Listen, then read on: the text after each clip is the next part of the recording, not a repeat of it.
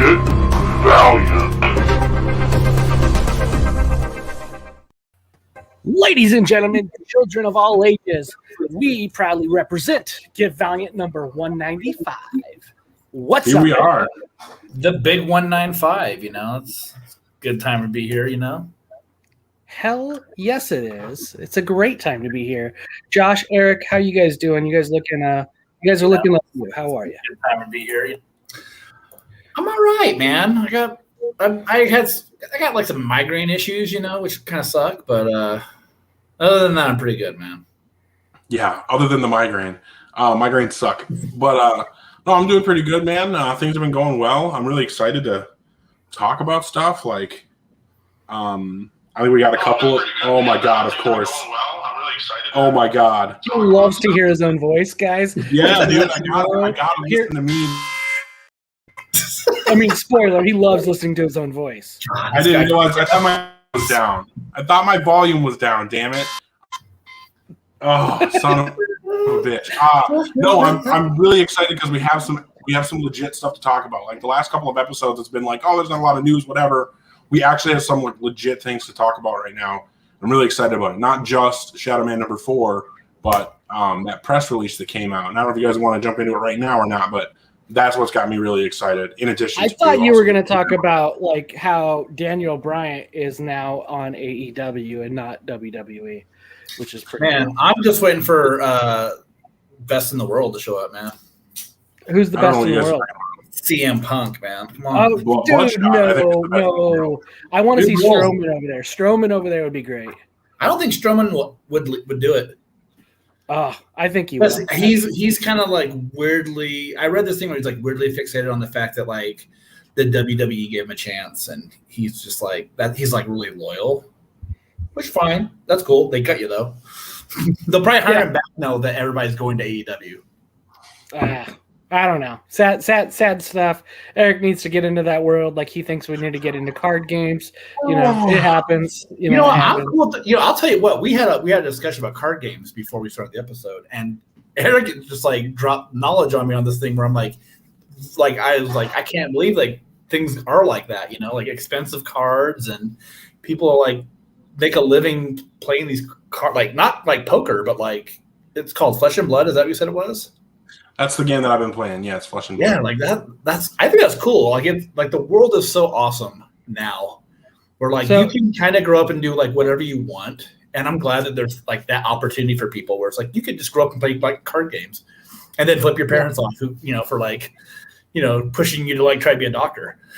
Right. I agree that's pretty cool. But also the name Flesh and Blood. I mean, Josh, you hit 40. Does that not make you think of Poison, Flesh and Blood, sacrifice? No, is that the name of their album? Yeah. No, I was never that era of like hair metal is not my thing. Okay. Like everything before that though, like when I was a little kid around that time, like I really loved like Priest and Maiden and even like some stuff like Rat and Dokken. And then like with Poison and that stuff kind of got popular, I was just like, no, I'll just wait for something else. I kind of moved away with the mascara, but yeah. Yeah. No, the game is called Priest still put out great albums for a really long time. And then like Suicidal Tendencies happened. Oh yes. So it was all good. I was just going to explain the game is called Flesh and Blood because it's supposed to bring people together so they can play together in the Flesh and Blood. And then punch each other and bleed. Yes. You took my card, you bastard. No, that is cool. There is some amazing art in those games, and I wish more of the artists that did those creations moved over to do some cover work, some crap. Like, oh my God, a lot of them would be kicking some ass on some Shadowman work. Let me just say I absolutely agree, dude. Like some of the new Flesh and Blood set that's come out soon, they're just now releasing a bunch of the art for the stuff that's coming up, and they've been releasing these like landscape pieces for like the world the game is set in, like the lore of the game. And like those pieces, man, like if you got those artists to do some comic book covers, it would be like with some of those pieces, like I could totally see those artists doing amazing dead side pieces. Yeah. Like some of that stuff is just amazing, and it would totally look awesome inside a comic book or on a comic book cover. I completely agree. Yep. But so that's cool, and so glad you got that hobby. My hobbies work, I guess. But there was some Valiant news in this last week. Little media news that some things are changing in the Valiant back end there. Yeah. So David Wall is gone, and then we've got a new executive editor at Valiant now. Man, David, we didn't even know you. Yeah, right? Exactly. You know, he would lurk on our Facebook page. I'd see him like a comment here and there, and I was like, at some point we got to hit this guy up, because he's working for Valiant, see what his insights are or what was going to be coming down the pipe, but never happened. Rob Levin, we dare you to come on. We're daring you. We dare you to. But here's what Triple dog dare you. So here's the 3 big takeaways, in my opinion. You guys can tell me if you had any others, but my 3 big takeaways from that press release are, number 1, Rob Levin is the new executive editor, which is cool. I'm not really familiar with a lot of his work, but I'm definitely cautiously optimistic about what he can bring to the table. Actually, more than cautiously optimistic based on a bunch of the stuff that he said in that press release, which brings me to number 2. There's going to be a huge focus moving forward as we not only finish out 2021, but also go into 2022, a big focus on the fact that Valiant is a shared universe. He did talk in the press release about, you can pick up one title and understand that title and it will stand on its own. However, if you're reading everything, it is all going to connect and you are going to feel that shared universe aspect of Valiant Comics, which then subsequently brings me to the big takeaway number 3, which is that in keeping with focusing on a shared universe, there is going to be a big event coming up next year that's going to bring a lot of our favorite Valiant characters together. And now we're jumping into speculation territory. This has nothing to do with the press release, but when we talk about Shadowman number 4, I'm going to make a case for what I think the next big event is going to be.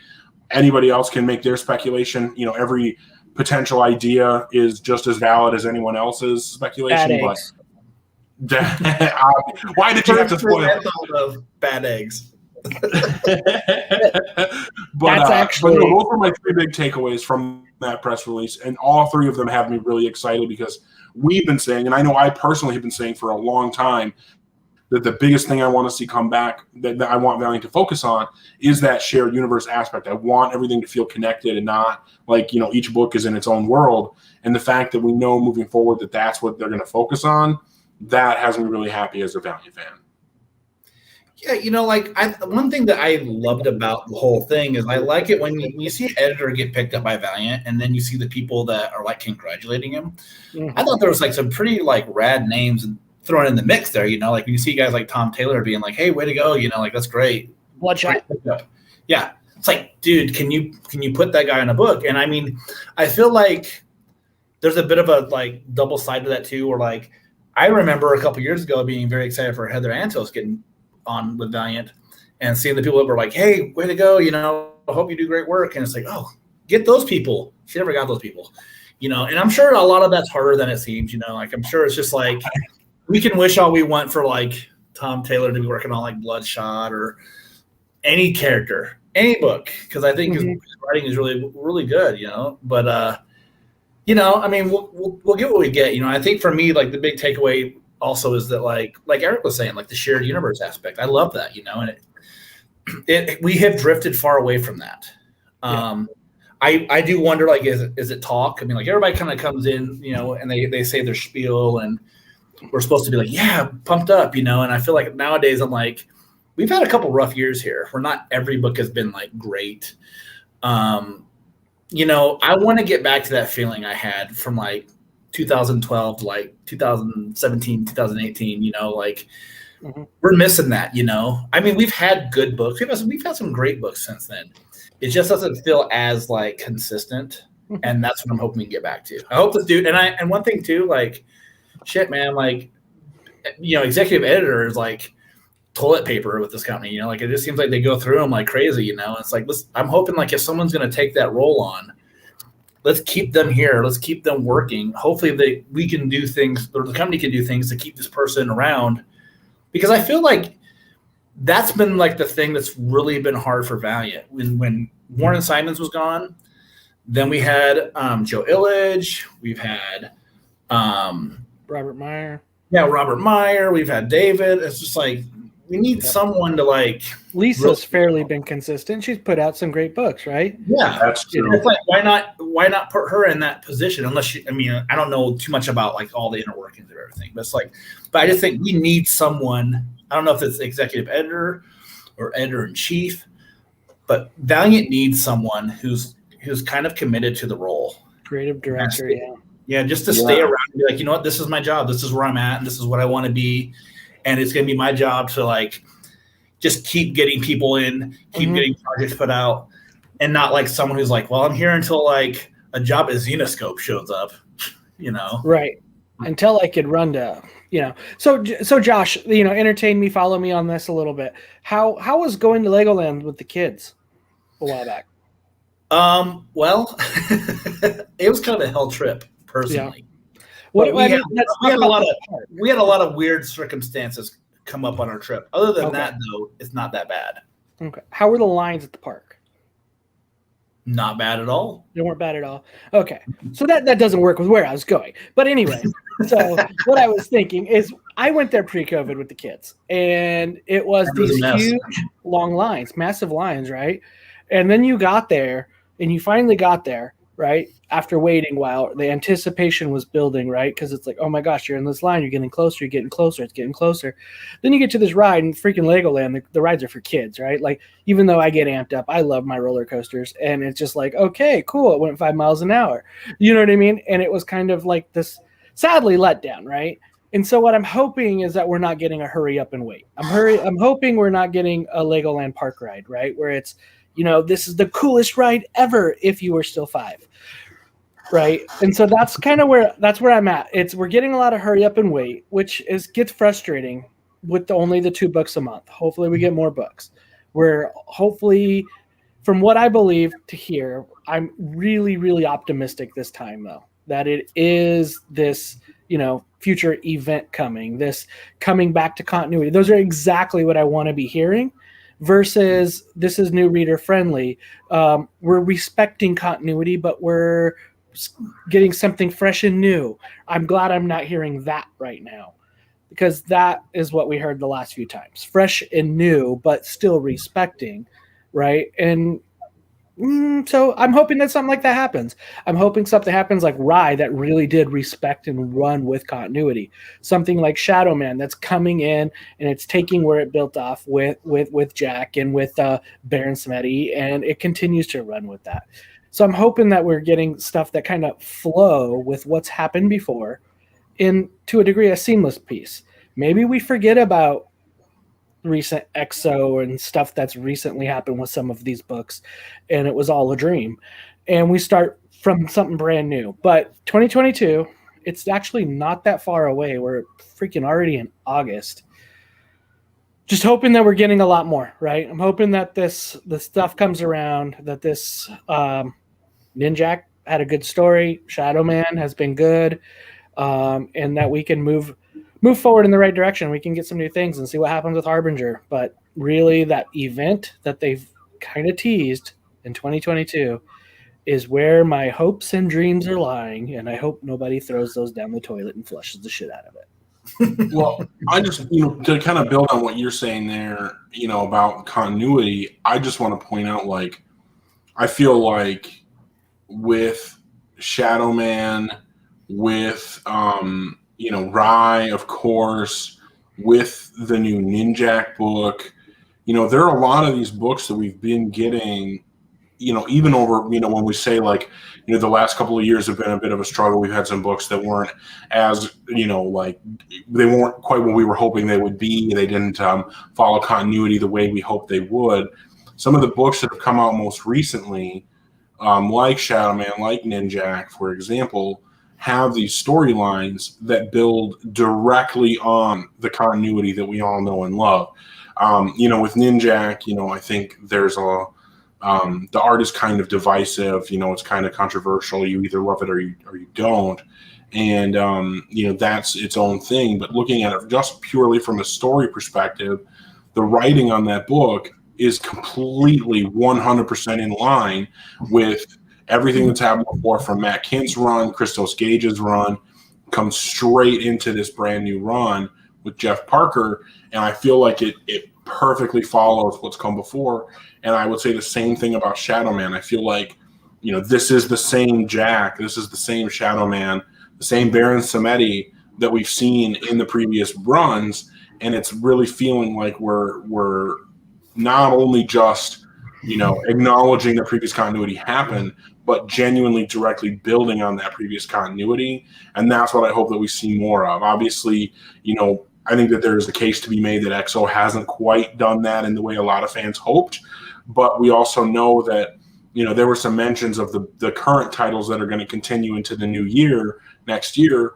And EXO wasn't mentioned as one of them. And again, this is speculation, but EXO wasn't mentioned as one of them. We know he's a tentpole character. So I would speculate that there's a good chance we're going to see a new EXO Manowar next year that could potentially, if things work out the way I'm hoping they do, and I think that I can, to a certain degree speak for you guys as well, that, we would all hope that if a new EXO does come out next year, that it does respect the Venditti run and the Kint run, and really build on that continuity of the character and feel like it's set within the Valiant universe, not just a guy who looks like EXO and has the name Arik. So I don't know. I think the recent books that we've gotten have really been moving in the direction that I want the line to be moving, and I just hope that with all of the things the new editor is saying that I want to hear, I'm hoping that things continue moving in that direction. Does EXO's newest armor have to stay in that design, do you think? I'm cool with it. I like his new armor. I know I'm not necessarily not everybody agrees with me, but again, that ad showed up in this issue again, and I fucking loved it, man. Like, I love that art. Who is that? It's I want to say Rocket Force. Is it the Kirkham? Yeah, Alex Kirkham. His art looks great. So, I mean, like, if you can just make sure that the artist is always like rad, yeah, that's great, but like, I don't know. Emilio Lyso's art is amazing. Yeah, I know. I'm just saying though, like, I mean, like, I really like the old look, I do too. But I'm not going to argue that. Like, yeah, it's awesome, but I just don't mind the new look. I think the new look is good too. My only issues with the new story is just that continuity piece that we kind of touched on before, and then that this new press release kind of makes me hope that the line is going to go back to is that idea of the shared universe, that respecting of what's come before to a degree that it maybe hasn't been over these last few years. And I'm really hopeful for that, and I think that there's a good chance that we're going to get it. Now, will it happen? I don't know any more than anyone else does, and it remains to be seen, but I'm definitely hopeful. Yeah. I'm pretty optimistic too. Yep. You know who is not optimistic? Who? Joshua Dysart. No, just kidding. No. So there was that. I wanted to get your guys' take on that. Take it with a grain of salt. It came from Bleeding Cool, but there was, I think you said, Josh, that there was something that was retweeted by somebody of source about this kind of getting royalties off of the characters that are drawn, and something that hasn't happened. So kind of a weird take on what's going on in the back end. Yeah, because from what I had read about it, Josh got paid, I want to say in 2015 for a treatment that was written for the Harbinger movie, the potential Harbinger movie. And he made a good chunk of, when he said what he actually came out and said what he got, which I thought was really interesting, because a lot of times most of these people that come out and they're like, oh, my work on this book is getting optioned, or this book is getting optioned, you don't hear shit about the money. And Josh was like, I made I think he said he got $20,000. Okay. I remember here too. 20 grand just because, we're going to base the story off what you did with Harbinger, which I thought that was great. That was really good of him. And he didn't really hold back. He was like, he's like, now that the stuff's over at a different studio, he's like, we haven't heard anything. He's like, am I supposed to get paid again? He's like, is Jim Shooter and David Lapham ever going to get paid? Things like that got brought up, and it was kind of a bummer, because I know that things have changed with ownership. But then it seemed like a lot of people started chiming in that have worked with the company, Jody Hauser and Dwayne Straczynski, and even like Brett Booth had an opinion on it, and it's a bummer, because you always want to know, you always want to hope that the horse you back or the company that you support, they're doing everything by the contract. And I think it brings up the question of whether if the contract has been stated, if they've done everything contractually that they're supposed to, do they owe it additionally to do anything more, And, that's a hard thing to swallow, Partially, I think, there's a part of me that's it's not going to happen. We're not going to get a Harbinger movie anytime soon. I know there's one supposedly in the works. I'm going to be not optimistic on that one. That's just me. But, I don't know. I hope Josh gets paid. He's good. He's a good guy. I hope everybody gets paid, though, like Shooter and Lapham and, all the guys that did anything for Valiant, the Bloodshot movie, I would like to think that Dwayne Straczynski would have got paid or even mentioned in the thank yous on the movie. I agree with that. My two biggest takeaways, I guess, from not only the article that was published, but also seeing Josh Dysart did make a post on Facebook about it where he kind of went a little bit more in depth and, kind of set his piece on it from his own perspective, as opposed to, instead of just relying on sharing the article, he went more in depth on his feelings and his experience and his expectations. And I guess the two things that, a lot of people have really responded to this, Valiant is, the new ownership is, wronging their creators, and it would all be different if Dinesh was still in charge. But the two things that I noticed that kind of don't jive with that reaction are that, number one, the contracts themselves, the original contracts drawn up, signed by Dinesh and company, as well as these creators, Dysart included, the language, if the language in the article is correct, and it seems based on what even Dysart posted, it wasn't misrepresented in the article, then those original contracts essentially meant nothing anyway. All they really said is, we're signing to say that we could pay you if we choose to, and if we choose to pay you, we'll pay you whatever we decide. And that's all the contract said. So to sign a piece of paper that says we might pay you if we want to, and if we choose that we are going to pay you, it'll be an amount that we decide at our own discretion. That's not a very solid contract to really base any expectations on, from my perspective. If I really thought that I deserved to get something for my work and I really wanted to be able to expect that, I wouldn't have signed until the language was changed in the contract to say you will get paid and this is the percentage that you are going to get paid. That contract I would sign. So that's piece number one. Piece number two is that a lot of these transactions that are being discussed in this article and by Josh Dysart, well, not a lot, but some of those transactions for which the creators that expected to get paid weren't paid, happened under the old leadership. So it's not just that everything was hunky-dory until the takeover and the changing of the guard. It's that even during the old leadership, the payouts weren't happening as some people thought they should. And that trend continued when the new management took over. Now, it's a whole other conversation to say, should the new management be making those payments?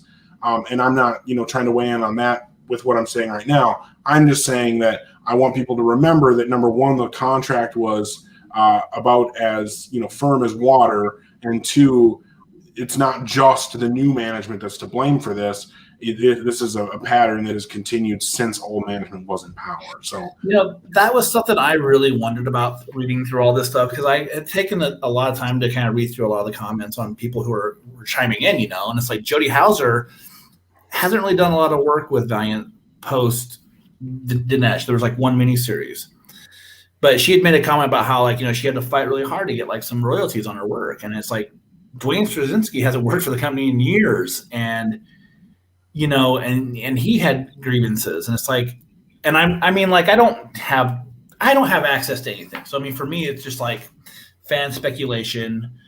As a fan who really isn't invested in all this stuff, I really love Valiant.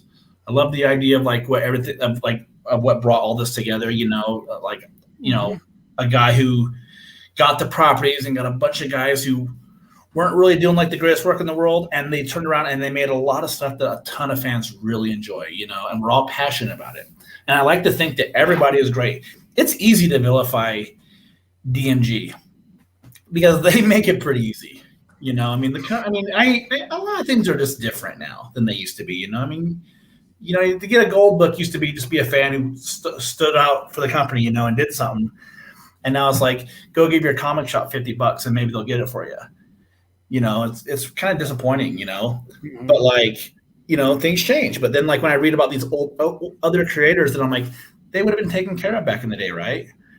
And I just don't know if it's just oversight or if there's just something different in the language, or what, I don't know when the language is created in those contracts or what everybody's contract is like. It's hard for me to speculate on that stuff, but it kind of sucks when you see how it is. It's like things maybe haven't been going right all the time, not for everyone. Yeah. So it just sucks, It is an interesting ordeal. I mean, it's the business side of it, which can get murky, can get gray, can get ugly, can get dirty. And then when the regimes change, things change, shit changes. Who knows what was written in the contracts, if it was a handshake or not. I just hope people get their fair, what's fair on it, what was agreed and written and signed for. I hope that stays true.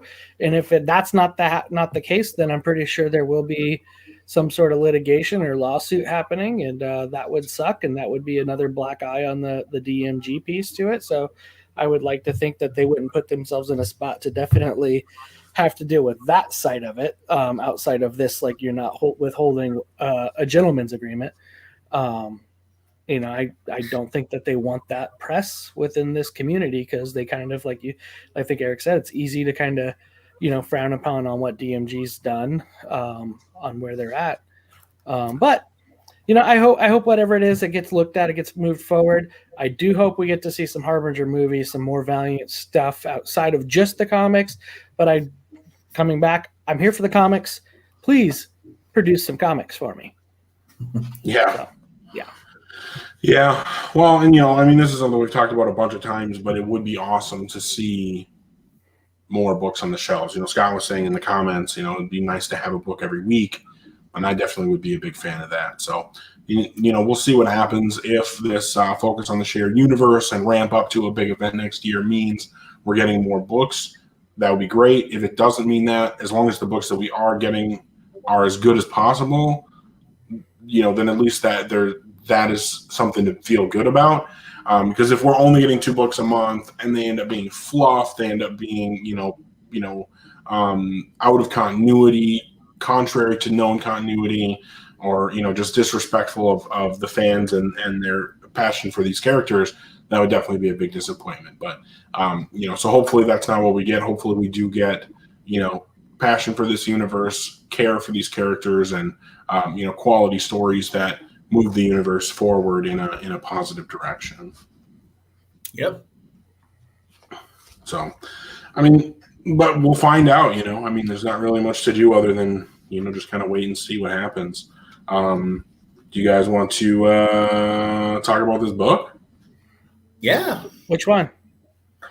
Shadowman. What was that, Eric? What was that? Shadowman. Shadowman. Spoiler. Read the crap. We're going to spoil it. And anybody want to touch base on some creators? Shadowman, written by Colin Bunn, art by John Davis Hunt, colors by Jordi Belair, letters by Clayton Cowles. Yep. Bunch of covers. Yeah. Some pretty dope covers ahead.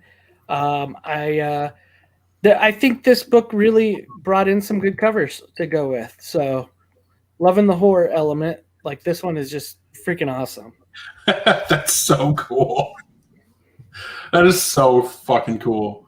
But I do love that they have these John Davis Hunt covers. That is awesome to me, because one thing I love, as much as I love a guest artist coming in, an amazing artist, whether it's Kirkham or I was talking before about like some of those. Oh my god, now I'm blanking on his name, and I just said Rockefort did a bunch of those Dr. Tomorrow covers, and we've had amazing artists do some of these really awesome covers for the books that they're not doing interiors for, and that's awesome. But when you have an artist like John Davis Hunt, who is kind of redefining the look of this character in a really awesome way, I'm really glad that we're getting his covers on these books too. Yeah, it's good to see interior art represented on the cover. I think I was a big fan of that when I was a kid, where it's like, oh, look at that cover, it's awesome, and that guy is also doing the interiors. Like, yes, yeah. Again, I love variant covers by other artists that are really cool. Like that one with the stuff coming out of his mouth, that cover's fucking amazing. The horror one with the big ass monster and Valiant Shadowman in a boat, really fucking cool. All these covers are awesome, but that John Davis Hunt one is just so good. And I want to see that as a foil variant. It also ties into the issue, right? Like that reminds me of a specific scene in the issue, and I think that's really cool that it feels like the book. It's done by the artist who did the book. I just think that's really cool, and just wanted to. I think we could continue talking about John Davis Hunt's art. That we haven't kind of said already, but fan effing tastic. I believe I think there was only one scene that really, panel that really threw me off. And I think that was page 3 when there's some random dude laying on the ground and he's in no panel before, no panel after. It's just all of a sudden some dude laying on the ground in one panel, no dialogue to it. And they go to other panels. So it was just, that was the only one that threw me off. It was drawn well, but it just didn't make sense. Yeah, I thought the opening couple pages were so twisted and dark and kind of disturbing. Like this thing from the dead side that it has this ability to almost be its reaction, or the reaction people get from it is like that of a hallucinogenic drug reaction. And people are seeing their kids sprout tentacles out of their face, and people are. Dude, it looked like the spread. Yeah, it was just it was so gnarly, and it's been kind of a nice thing that Valiant said, hey, this isn't going to be that much of a superhero book. It's going to be a horror take on Shadowman, and I do feel like they've really lived up to the billing on that, because it definitely has kind of been that type of book, especially with those kind of visuals. Yeah, I'm a really big fan of that. I'm really glad that they've held super firm on making this a horror version of Shadowman, not just. And I also want to say that panel where he's half Shadowman, half Jack. That was actually one of my favorite panels in the whole book, besides the 2-page spread where he multiple 2-page spreads. There were a few 2-page spreads, but the one in particular that really jumped out at me was the one where he is drugged, and it's those vibrant colors, kind of it reminded me of the most recent Dr. Mirage book that had those really trippy colors. That's what that 2-page spread reminded me of. It was so fucking cool. That I thought was really awesome. That was my favorite. And that was cool when he says, I'm drifting off, but Kablamming is bringing me back. And it kind of comes back into showing, the Shadowman Loa. That was a pretty damn cool page. But you know what, though? I coming back, it does remind me of the first gruesomeness of Mr. Twist, when they see him in that one little piece where there's blood and bodies hanging everywhere, and he's sucking out souls and putting them at his own body. So I think it is harvesting a lot on, at that first arc alone with Mr. Twist, kind of going to some of that gruesome gore. And, Justin Jordan, Colin Bunn, I think those two guys do it probably the best. So, yeah. We've had some good Shadowman stuff. Diggles was really good. We've had some really good Shadowman stuff in between. But I would actually agree that Justin Jordan and Colin Bunn have done my favorite work on this character so far. And yeah, this. So the end of issue 3 was mind blowing to me. That is that's right before that 2-page panel, or 2-page spread I was talking about. Oh, that's so fucking cool. last issue was mind blowing to me. That was huge.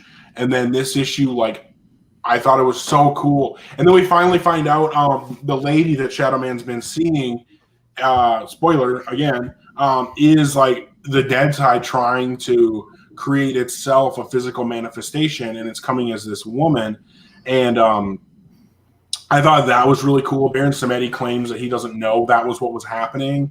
And then we end this book and this whole arc on the idea that just like Jack has improved himself by accepting his Loa and working together and becoming one with his Loa, he thinks the best thing for the Earth is to accept the dead side and become one with it, instead of fighting against each other and having like the dead side bleed through into the Earth and all that.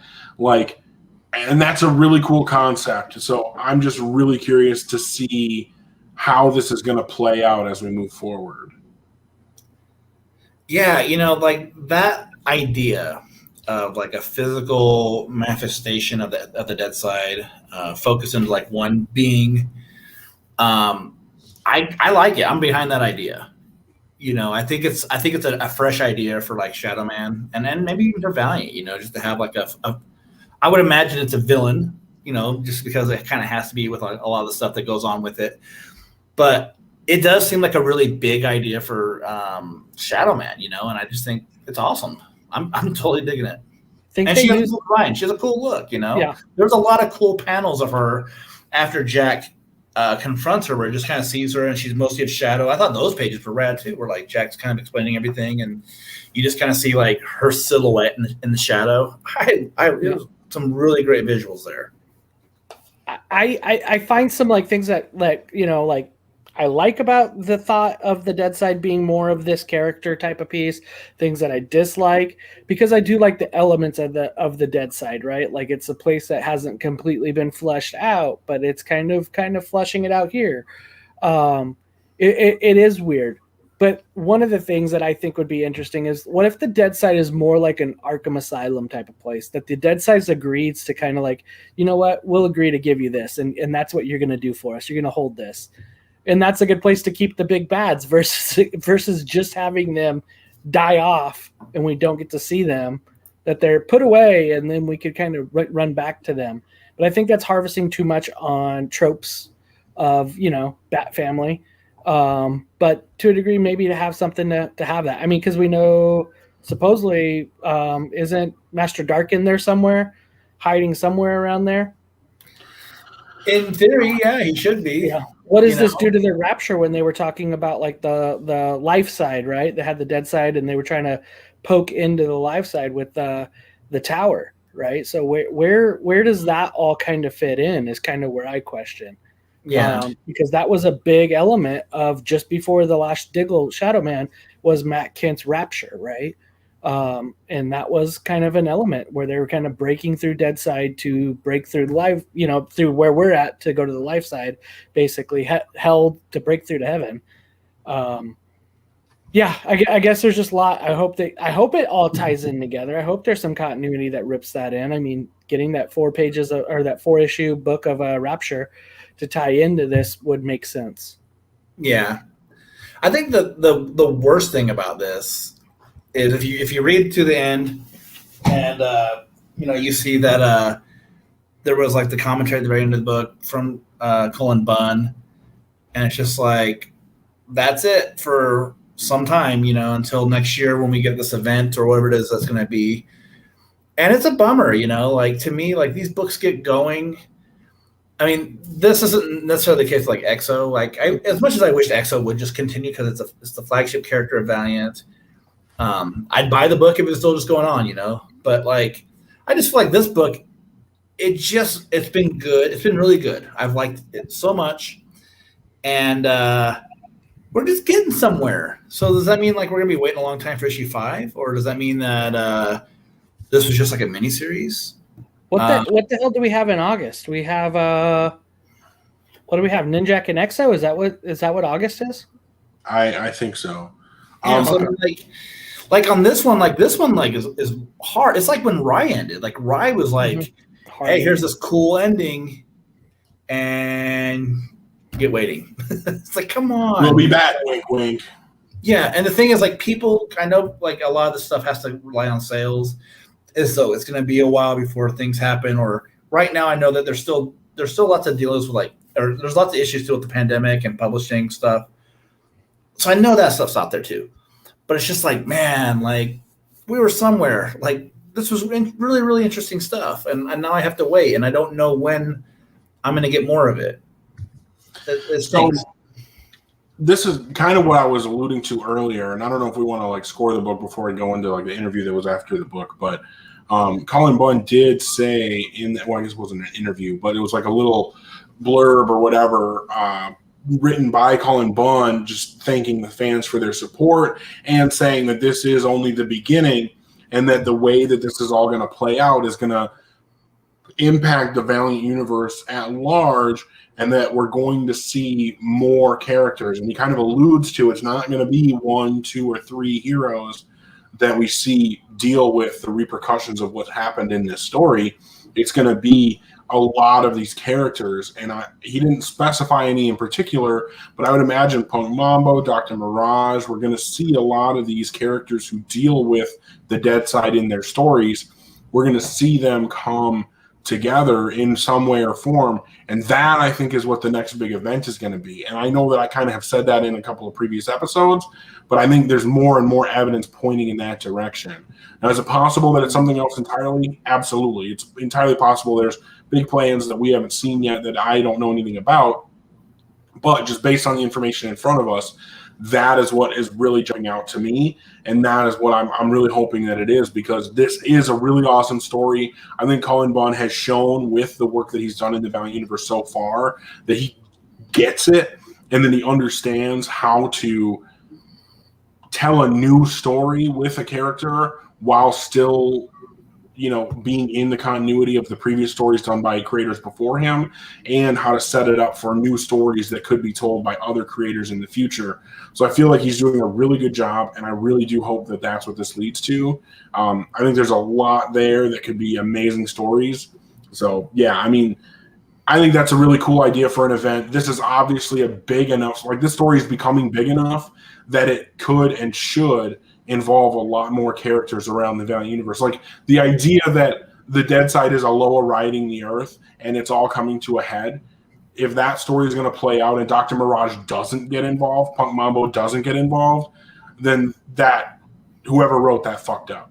So hopefully it does end up involving those characters, and we see this play out on a grand scale, get all these characters involved, turn it into, you know, another arc of Shadowman leading into a big event. I know one of the things in the press release was talking about having a big event that spins off into other stories. So yeah, if we get another arc of Shadowman that leads into this big event, bringing all these characters together, and then spins off into a story with one of those other characters, that to me would feel like we're getting back to the days of the Valiant and Book of Death, which, from my biased perspective, that was like the golden age of Valiant storytelling, was right around the time of the Valiant into the Book of Death. So if that is anywhere near what we get, I'll be a very happy camper.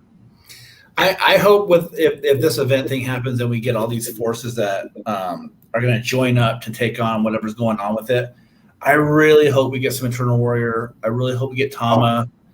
To me, like, they're just as big a part of it. You know, I think Eternal Warrior, he can go anywhere in the Valiant universe. But to me, I'm really hoping, like, when this all gets pieced together, bring him back, man. He got to have him around. You know, just got to have it. Couldn't agree more. Absolutely. What do you guys? Let's score it up. What are we rolling with here? Are you going to let me do number scores, or do we have to do letter grades again? I don't give a crap. I give no hex. Score it up. All right. So, to me, I think that the writing on this book is exactly what Valiant should be producing. Like, this is exactly how Valiant books should be written, especially right now when we're all wanting this shared universe. We're wanting continuity. We're wanting, things moving forward and building towards bigger things and mattering. This is exactly the writing that we want. So writing, spot on. Art, this is what I want to see when I pick up a Valiant book like this, any comic book for that matter. This is the line work is amazing. The character design is phenomenal. The color work is like in the kind of like muted scenes, it fits perfectly. Then you get this like psychedelic stuff and the colors go wild and it again fits perfectly. Like, and the lettering is just like everything flows. You don't have to question like which word balloon am I supposed to read next, which dialogue or voiceover panel or whatever is supposed to come next after this. Everything flows perfectly between the art and the captions and the dialogue balloons, everything. I just feel like everything comes together in this issue. It's done so well. I think that for me to give something a 5, I mean, I'm talking up this book huge. For me to give something a 5 out of 5, there's a certain level of like reading experience that I need. I didn't quite get that out of this, but it was pretty damn close. So I would give this a 4.75 out of 5. I think it's just right there at almost being the perfect comic book reading experience for me. I'd go a hair lower, but I mean, like, it was a great issue. 4.5 for me. And kind of like Eric said, like, man, I think like, it's got all the pieces there. I think like this is the kind of like Shadowman that the fans would really like to enjoy, And one thing we've been talking about the colors, and Eric had made a comment about how much this reminded him of the colors on that Dr. Mirage series from like a year or two ago. And they're both Jordi Belair, and we don't get the colors that she does, She's and amazing. She just does the best work, man. So it's like the colors are great, lettering's great, everything's just great on this book, But if we're gonna have a big break, that's a bummer. So 4.5, great book. Hopefully we're not waiting too long, and hopefully, we get enough, of the right irons in the fire when it comes back, I'm going to have to start making you guys go last on giving the scores. 4.5, everything you guys just said. Can't repeat it. So it's good. Same things. One thing I was just looking up was Comicron's number. Where do you guys think Shadowman #1 scored within Comicron? Like, what rank do you think it was that month? Did they went back to putting in the numbers? Yeah. Like, oh, man. Not the sales numbers, but just kind of like the sales ranking. It does not give more of the numbers much anymore. But like out of 300? Yeah. Somewhere between like 200, 250. I'd say 220. Okay, well, you guys, I thought it would have done better being a #1. It definitely did better than you guys said. It did 135, number 135. Did it really? But do you remember when like Valiant #1s used to be top 50, right? Like sometimes it would break top 10, right? So that was very, very rare though. Like XO1 under Kent is like the best #1 they had. Well, and then Lemire's Salvation did pretty damn good. Yeah, but how many? But here's what I think. Like one thing that I'm not sure how much. One thing I've always wondered on this is, and I don't know if this is a thing that Comicron reports. I don't think it is. Store exclusives, because I know like that XO1 from Kent had like a shit ton of exclusives. And I also know that back then, like sales team, I think they had like crazy incentives for crazy buyback numbers too. Yeah. So I mean, like, I don't know if they can do that now with the pandemic to be like, to offer those same kind of incentives to shops. Yeah. Yeah. But I'll tell you what, I would never have guessed that it would have been that high. Really? Okay. Yeah. Like I said, if I thought, it just seems like they haven't been doing that great, but shows what I know. Shows where my faith is. Sorry, guys. Issue number 3 was 232. Well, yeah.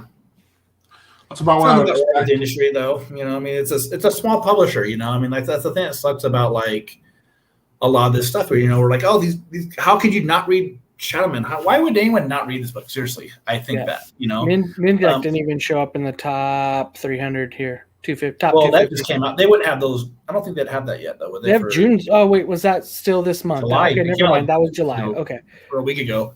What was So- the You know other what I mean? value? Like I think like with Shadowman, it's like this is the book that a lot of people should be into. You know, like I always feel like the biggest characters. Like I understand if people don't want to read Harbinger because Pete is a conflicted character, and there are things that you might not be able to wrap your head around. But like, man, Shadowman's awesome. You know, even if you like to me, it was like one of the first characters I got into at Valiant. You know, Bloodshot and Shadowman and Ninjak, Turok. You know, those were like those were like my top four. Like probably when I was first getting into these characters. And I mean, Shadowman had like Shadowman Day in Louisiana at one point. And I mean, like they used to have like crazy sales numbers for this character. And it's like more people should read it, you know? More people should give it a chance. I agree. I just think the reason that people, well, not the reason, I would venture to guess that one of the reasons that people aren't reading it as large a numbers as we would hope is that, you know, there has been that like disconnect between the books. And I think like, even if you're not reading every book that Marvel puts out, knowing that the book that you're reading matters means something, you know? Yeah. And I feel like, you know, Image has shown that, you know, you can do these like standalone books and they'll be good, but a lot of that is just based on, you know, that creator or that creative team and the following that they've built throughout their body of work. Whereas, you know,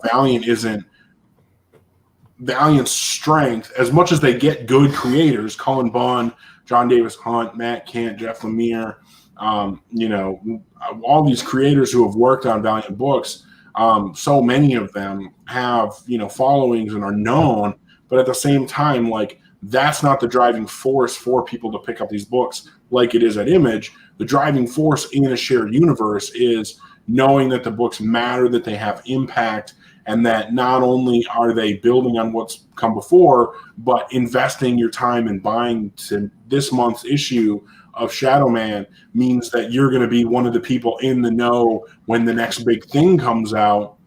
That's what I think a lot of people are looking for when they're looking to get into a shared universe, especially one as small as Valiant, and we just haven't had that. So I think that from a marketing perspective and you know, like a new fan generation perspective, I think that moving toward that, you know, focus on the shared universe, building toward big events, having the universe all moving in one unified direction, I think all those things are really going to help make it so that, you know, the people owning and working in comic shops are going to care about what they're reading when they look at the previews. And you know, in the early release versions, and that excitement and passion for the quality that's coming out is going to bleed over to when they're talking to their customers about what new books are on the shelves this week and what's coming out next week and how it leads into next month and 3 to 6 months down the road. You know, I don't know. I just think that is going to make a big difference. You know, so many people came in when the Valiant happened because it was such a big event. So many people came in when Book of Death happened because it was this big event and it had all these repercussions and it led directly into new stories that you know, reshaped the characters in the universe. That's what I think that we need from Valiant right now. Yeah. We need to get that vibe of the next big thing again, right? The vibe of the next big thing is really important, especially like you said with the comic book shop. You know, what are we going to sell? The thing that's going to be the next thing people are talking about, because that's what's going to get people to come to stores to buy books.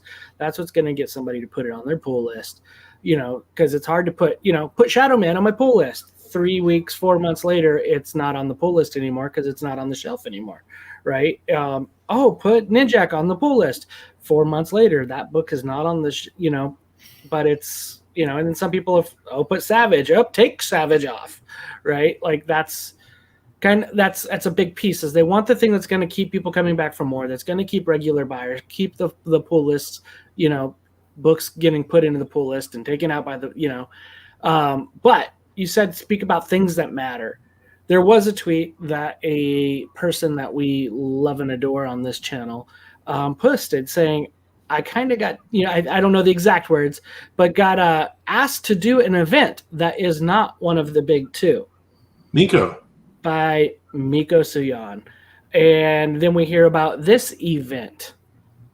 Hoping, and thinking and praying that I can do 1 + 2 = 3. I'm really hoping that that's the case.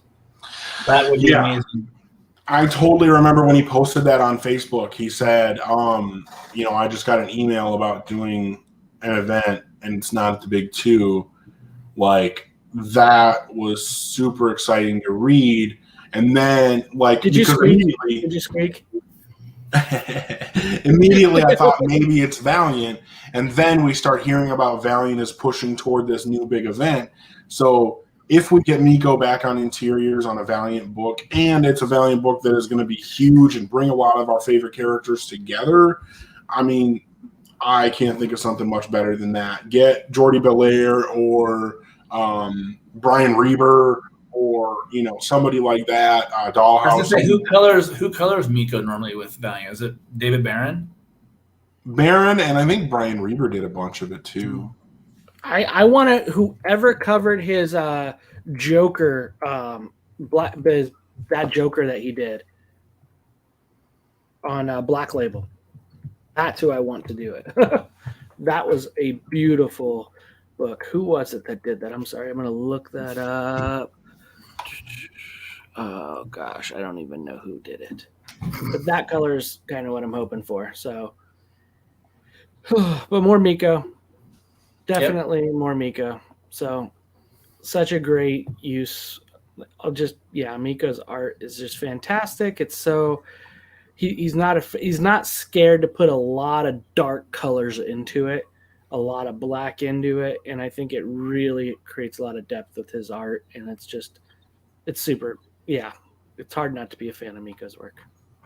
So, something that speaking about the future and what's coming down the road, something that Scott just pointed out in the chat.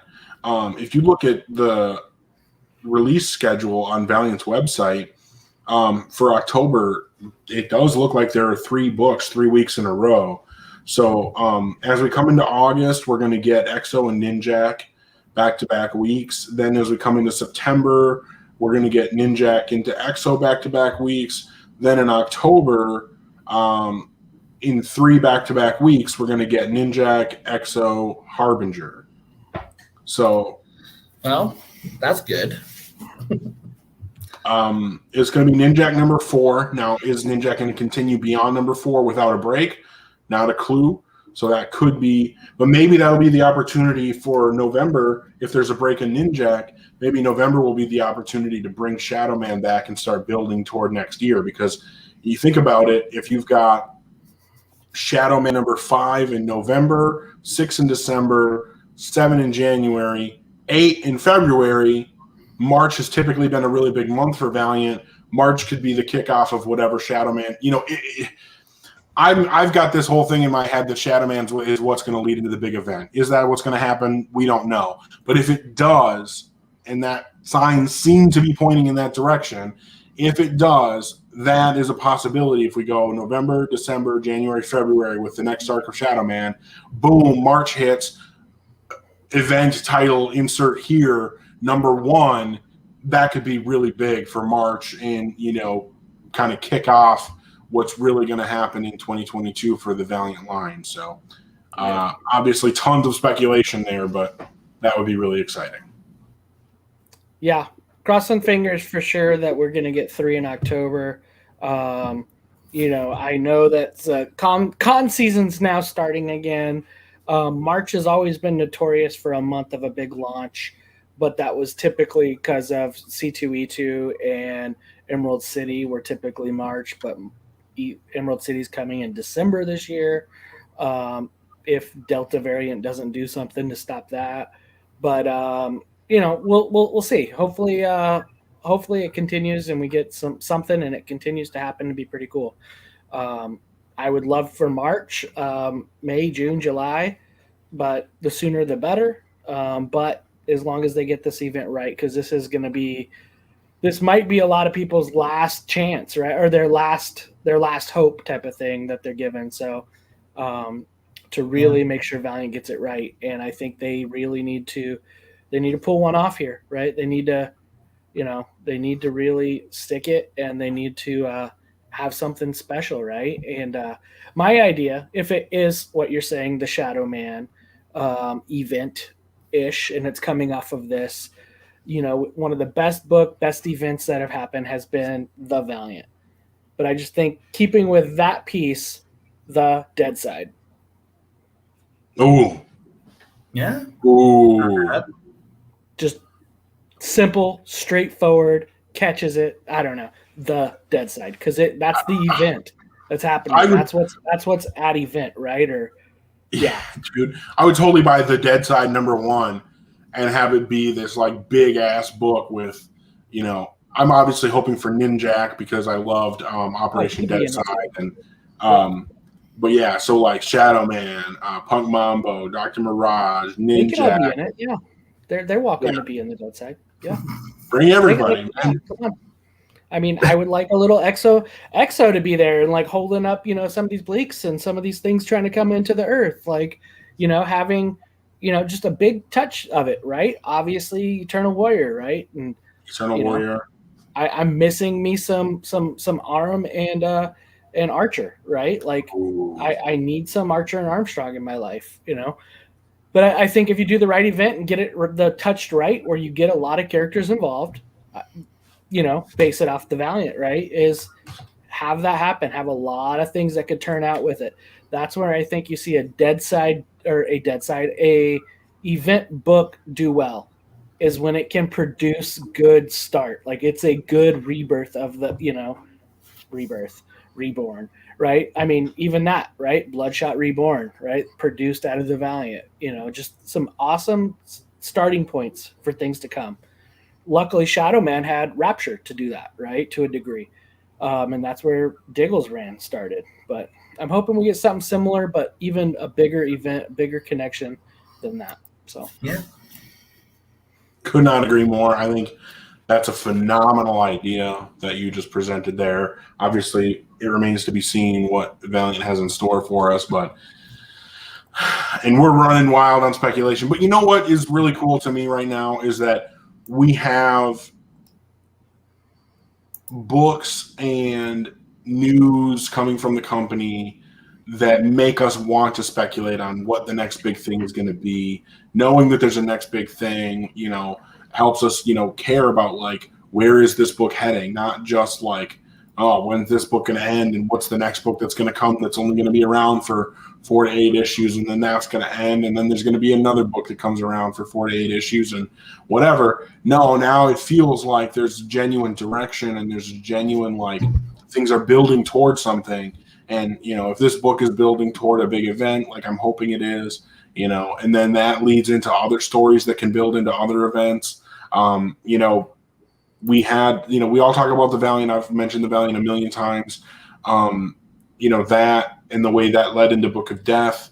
And I think that you could do that where you have the Dead Side and then have it lead into another big event with some of the same characters, but some of the other awesome characters and have it, impact their part of the Valiant universe and, continue doing that. Like, the Valiant spun off into Bloodshot Reborn and Bloodshot went off and did his own thing.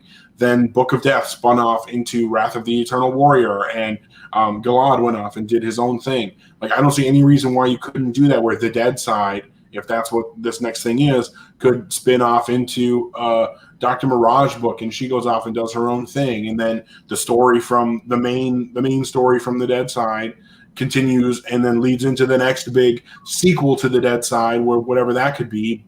And that spins off into, the next character's book. And then the main part of the story leads into the next big, 4, 8 months later, whatever. Like, having those big culminations of story happen relatively consistently 2-3 times a year, where a lot of characters come together and we're seeing, their stories intertwine and then kind of spread back out and then come back together again. That to me, like, is what makes it exciting to be invested in a shared universe and want to know not only what's going on with my favorite character, like for me, it's Bloodshot, I also want to know what's going on with the rest of the universe. As invested as I was in Bloodshot Reborn, I was still insanely excited about Book of Death, even though he wasn't involved, because it came out of the Valiant and it continued that story with what was going on with Galad, what was going on with the rest of Unity, who is this new character that showed up at the end of the Valiant. Like, there's just so many opportunities to do something like that and build the Valiant universe back into something that is worth being fully invested in as a comic book reader, as just a fan of storytelling. Yeah, I feel like anything I wanted to say, Eric totally said. So I mean, like I share that sentiment. Honestly, the right event could bring a lot more readers in, and if you do these right, you used to show so many characters off in those like books like the Valiant. The Valiant had that issue 3 where like every character was there to fight the immortal enemy. Yeah, and they used to do the one shots with Book of Death and Divinity, the third Divinity series, where it was like Stalinverse, like where you saw all these characters and how they interact with it. It's like it was just a great way to kind of see, like, okay, if you're in there for the event, if you got sucked in, like that's maybe that's your first book. They always did a great way of making it so that you can see all the characters. So yeah, hopefully they shoot their shot really well with this. Yep. Hopefully they shoot their shot well. That's it. And and so I think, one thing I think that we could look at, and maybe down the way, let's think about this. Maybe not do it today, but let's talk about it, see what we think. What do we say if we bring in a creator that we would like to see at the end of every episode? Maybe we think about that later. Okay. I have one based off of just off of that seems realistic. That's not like a throwout saying, okay, let's get Tom King or let's get, Jeff Lemire back. That's, kind of seems like it's an obtainable get. And one of those that I got that was based off of the tweets when they announced the new editor was that I saw that said, hey, good job. And somebody I thought that would write a really good Archer and Armstrong, or even Quantum and Woody, but I want to see Archer and Armstrong, would be David Pepos. Yeah. Right. He did Spencer and Locke. He's done Going to the Chapel, The Oz. I think he recently did an Aftershock book. But, I'm hoping that we get some new blood, some new creators in there that are, people know who David is. He's had some really good, successful creator own. Hopefully something like that happens where we get somebody in there that might just hit the right vibe. So, as well as Tom Taylor. So, fair enough. And we get Brent Peoples helping out, right? Brent Peoples. Yeah. And Brent Peoples and Elliot come back. And rock and roll, guys. Well, it's been a fun show. It's been good to talk comics with you guys as always, and especially Valiant Comics. And I hope you guys get some, all that Valiant stuff, and you keep it and you stay it and you do all the fun stuff. Yeah, thanks for anybody watching, listening live. Obviously, Scott hanging out with us as always, and definitely value anyone else who wants to join us live and add their voice to the conversation. And if you're watching or listening to this after the fact, we definitely appreciate you as well. And hopefully, if the opportunity presents itself, you can join us on a future episode when we broadcast live. And like I said, have your voice added to the conversation. We love hearing what you think of the books that are coming out and your thoughts on what could be coming next.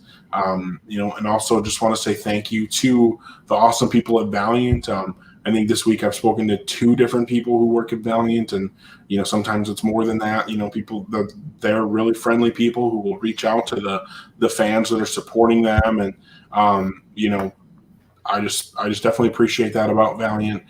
Really excited to see where things go in the future. So thanks to everybody supporting us, supporting Valiant, and onward to episode 200. That's coming. 5 more. 5 Moss. And it will be big. The big 200. Big 200.